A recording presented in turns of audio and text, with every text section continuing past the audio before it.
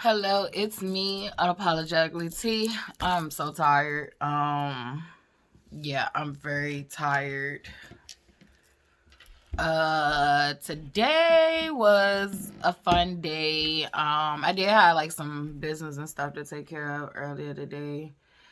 Um, but I ended up going to see my nephews, which are my brother's kids, which I feel like two of my brothers, their children did not get to see me as an aunt much at all. So my brother Junior, that's on my mom's side, his two daughters did not really like grow up. I mean, they were around maybe like once or twice, but they did not grow up, and get to enjoy the fun aunt. I'm the fun aunt TT, and then I do have some nieces and nephews too. We were so close in age. They probably don't even realize I was, the aunt that was looking out for them, but definitely with my sister kids, like I definitely was an aunt. Whether they realized it or not, but I definitely would try to make sure, I bought gifts for Christmas when I could and all that stuff. So it did get to a point where like they got older and I couldn't afford them gifts. So but yeah. And what else? Yeah, so and then there's my brother Clarence, who I've mentioned in prior videos that he overdosed. And his kids, even before he parted the earth, I really never got a chance to be an aunt to any of his children. I know when his first child was born, I told you like when I met him, I was like really young. So I'm probably at least a good maybe 5 years older than her, 6 years older than her, something like that. Um then his other two kids, they were with their mother, and I did not get to grow up knowing them. However, I do have a bond with one of them. And the other one, I would like to have a bond with, and probably due time. Like, things like that got to work at its own pace and course. And then,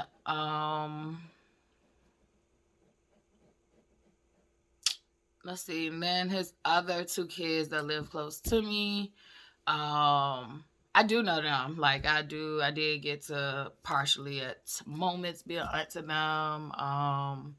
Yeah, I even remember one year like my mom bought a birthday cake for my nephew. But yeah, like so I did get to be more of an aunt to probably like the first one that was born near me. And then like time, probably space, all that stuff happened. So the bond isn't the same. And then my other nephew, that close by, I got pictures and stuff with him when he was real little, but once again, it's like once you don't keep that bond up, time goes by. So yeah, his kids, and then he has two more um that's like not too far away, but they're a little distance, not a big deal. But I did not get to be an aunt to them either. And I will like to say this, that I am raising my own kid on my own. So excuse me, and if you've been paying attention to the story, the life has been fucking struggle. So I definitely have been doing the best I could with what I had. And however, now that I have more free time on my hands, I definitely do want to have those bonds, rebuilt. And then the two that I seen this weekend, in their case, building a bond with them, period. Like, cause I remember I watched one of them when he was real young, when my brother came to town, him and his sister, I watched them. And then the baby, which he's not a baby no more. I did not really get a chance to bond with him at all. So it was really fun to go up there and spend time with my nephews. And then Charlotte got to be a big cousin, and it was fun because they like for her to throw them around and play with them and all that stuff. And yeah, so it was fun, and it was just fun talking to my sister-in-law. She'll always be my sister-in-law. And I'm laughing, and if she ever watches it, she'll know why. But I really, so I went, to try to bond with my nephews, but however, it did end up being so therapeutic for myself. Because me and my sister-in-law got to talk about like how, hard it is grieving, your partner, definitely if they've dealt with addiction. Just that, those moments of you can miss them, right? And then you got those moments of you pissed off at them, and it's just like this up and down, thing. And it was weird, right? Because I think I mentioned in another video like how last week I broke down and cried, and then like this today while I was coming up the road, I broke down and cried again. Like, I don't even know what it was this time. Maybe it was a song. Maybe it was some words in the background, and I don't know. I just started thinking about him and started crying, and I cried because I missed him, and it's just weird. Like I was telling her, it's like definitely living like in the same place where we spent 11 years at. Like it's just so easy to see a store or to see today it was a park, like a park. Today it was literally Libby and Grove Avenue, like that intersection. Like mornings we would go that way early in the mornings. We would take the dogs for walks. So like it just was just seeing certain routines we used to do. That it choke you up sometimes. And I, because I did not have the support that I probably should have had in the beginning with grieving him, I battle feeling guilty about grieving him. And I don't have to feel that way when I talk to her. I don't have to feel that way when I talk to my best friend since 8th grade. Like they get it. They know. And I feel like my sister-in-law, she definitely she gets it on a deeper level because we had more similar situations, and I guess the longer period of time. And like my best friend gets it too. But her situation wasn't as long. So, but still it was long. It just wasn't as long. But yeah, it's like with those two, I feel like they get it. I don't feel like, I'm talking to someone who doesn't get it. Cause it's like you done lost your world. Like that was I was ride or die for that man. Like I literally gave my all. Gave everything in me to him. I loved him sometimes more than I love myself. And in the end, like I think it definitely really got to that point where like I had to choose, like, am I going to, like they say, ride or die? Like I felt like I had died many times in that relationship, and like I just got tired of it, and I felt like this was a real death coming, and I was like, nah. Now had I participated and deserved to die next to him, yeah, maybe I would have been like, yeah. But I wasn't living the lifestyle he was living, and I did not deserve that shit, and I did not want parts of it. I could feel death coming, and I felt like I needed to get the fuck. And I just had myself and my child to live for. Thank God for that kid, because I don't know where I would be. I don't know if I would be telling this story today. But and then it was also awesome, right, to talk about my brother. My brother's death rocked my world too. My brother's death rocked my world. It was all interconnected. My brother's death rocked my world. Like I watched the pain that caused. I felt the pain as a sister. I felt the pain of losing my brother. Like, I don't think people talk about enough, like, when people die that you are connected to. I don't care whether it's blood, your soul contracted, your earthly contracted. Like, I don't care what it is. You literally lose a piece of yourself, and it hurts.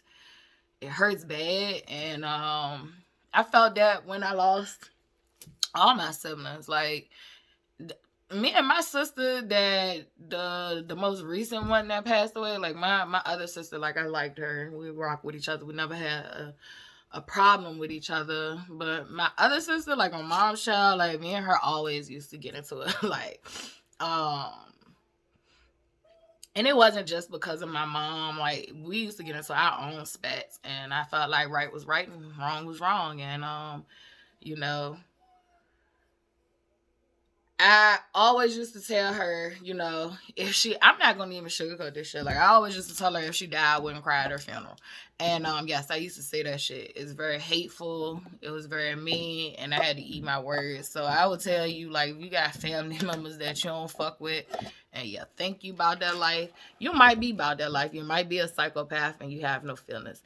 That's no offense to psychopaths out there, but if you are one, then it's hard for you to empathize and feel for others. However that goes. I'm no expert, but I think that's how that goes. So sociopath, whichever one, pick it. I don't care. But I wasn't about that life, and when my sister died, that shit hurt. So it was a physical hurt, and it was like, literally, it felt so ripping. And then there was this emotional, spiritual hurt. So, no matter what the fuck she did, no matter how bad she was, and she did some fucked up shit, I never respected her for not taking care of her kids. So, that shit still hurt. Like, and I realized when my sister died how much I loved my sister, and like, maybe that's why I used to get into it with her, is because I cared about her.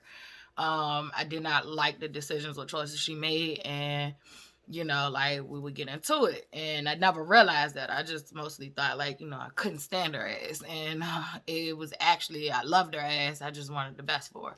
So, that was definitely an experience. Like, love on people while they fucking here. Like, life is real short. Who you think you don't care for, and who you think you don't care about, you might just do. And when I lost my brother, that shit was even more painful, because he had reached out. Like, he had reached out to all of us, including my dad, my sister.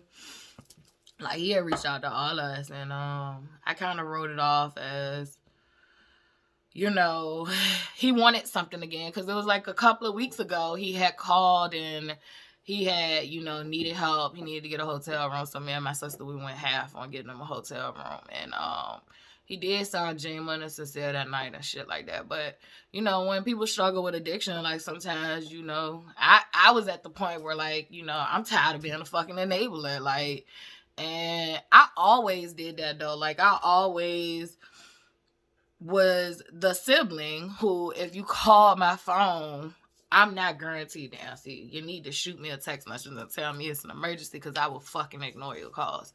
And that's only from a place of, when it first started for me like that, it was because I was in school, I was working, I took care of my child by myself, and I ain't had time to pick up the phone for everybody. I couldn't be everything to everybody, because I barely could be anything to myself. And then it was like, when I met Dante, it got even worse, because it's like, not only am I taking care of my child by myself, going to school and working, now I got a nigga, and the nigga need attention. He had his set of issues, and so that meant less time for myself and less time for others. And then it just got to a point where, like, I just didn't even want to be bothered with people, period. And I started isolating, and it got ugly. And I was definitely going through one of those isolation periods. And I I definitely was going through, I ain't got no money, so, I don't want to answer the phone, and I assumed the wrong fucking thing. Maybe he would have called for money, but I could have told him no, and I still could have heard what the fuck he had to say. So I always lived with that guilt. I did not want to see my niece, my nephews. I did not want to see his kids after everything happened, because it was a reminder of him. Like, his kids, he marked his kids, like every last fucking one of them. And I didn't want to have to be faced with that reminder that my brother won't here no more. So it was hard to want to come around them, to call and check on them, all that shit. Like, it was super duper hard. And I just remember, like, telling my therapist that, and she was like, well, you can send them cards. And I bought the cards and everything. Like, and then it was like, you get to the card and it's like, what do you write? And so, long story short, like, I just did not want to feel that grief anymore. So I kind of shut that shit out. And I did not feel that grief. Like, even when I did go to see my nephews, it probably was like a year later from the funeral, or I think it was a year or two later from the funeral.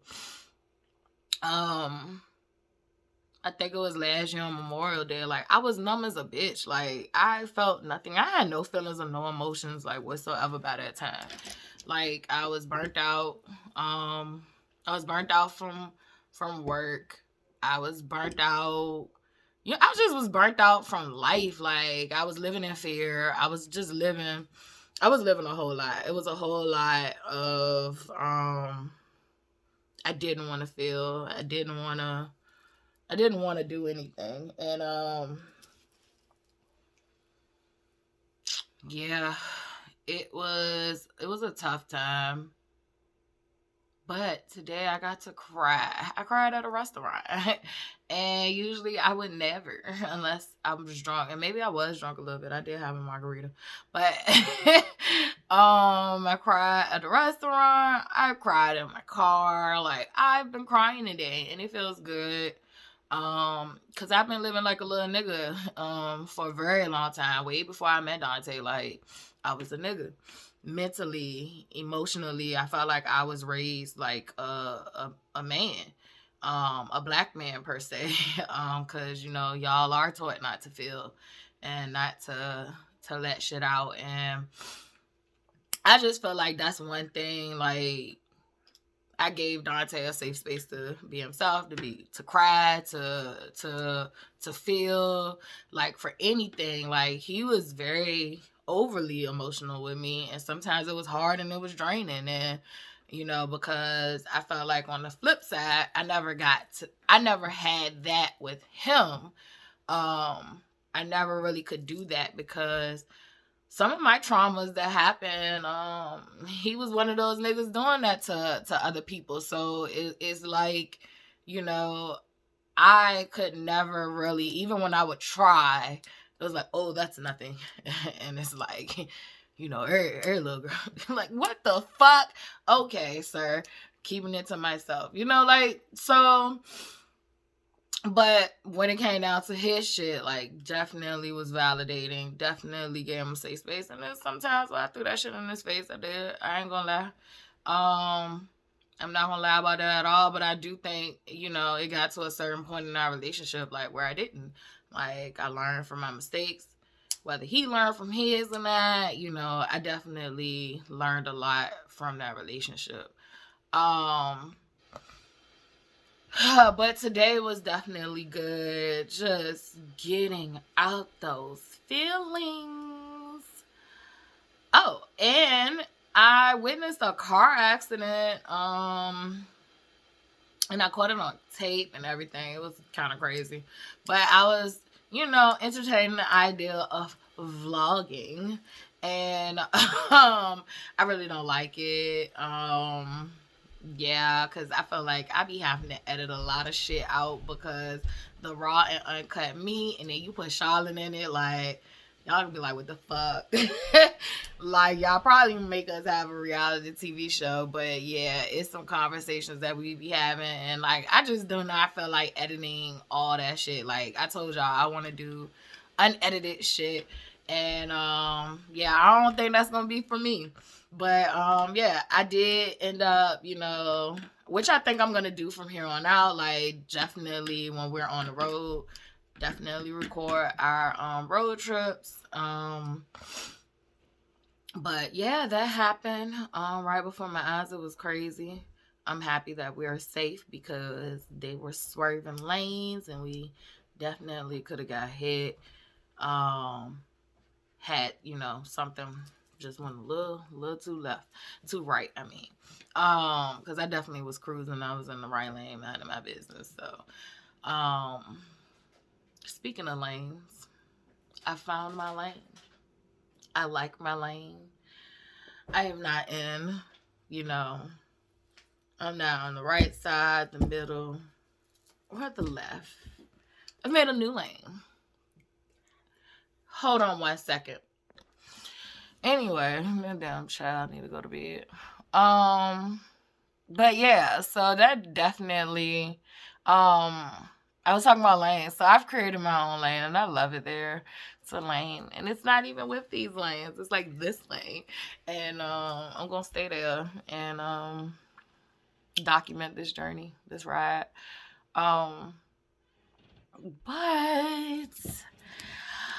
I don't know. I have nothing really else to talk about besides I had a really great time with my nephews. I cannot wait. Next time I plan on going up there and staying a little longer. Maybe spending the night. Who knows? But yeah, I hope everybody else had a good Friday, because happy Good Friday to all my Christian friends and family. Make sure you teach these babies about, Jesus' resurrection. I always used to call it Happy Resurrection Day because Easter, whether you knew it or not, is definitely a pagan holiday. Go look it up. Those bunnies aren't just cute. They're for fertility. So, be careful what you're teaching your children and calling it a religious holiday. So just be mindful that, this is about Jesus' resurrection, and those babies aren't too young to understand. Teach them young, because you're damn sure teaching them about an Easter bunny that represents fertility for spring, bring new life. Yeah, look up your stuff. And I can't wait for Christmas so we can talk about Santa and those lights and those Christmas trees. But good night. Good happy Friday. Have a wonderful Resurrection Day this Sunday. And I am going to have an eventful weekend. So, everybody be safe. Love each other. Be kind. Until we see each other again, which will probably be tomorrow, because I probably will party hard. But nah, I'm just playing. I won't party hard. But yeah, y'all have a good one.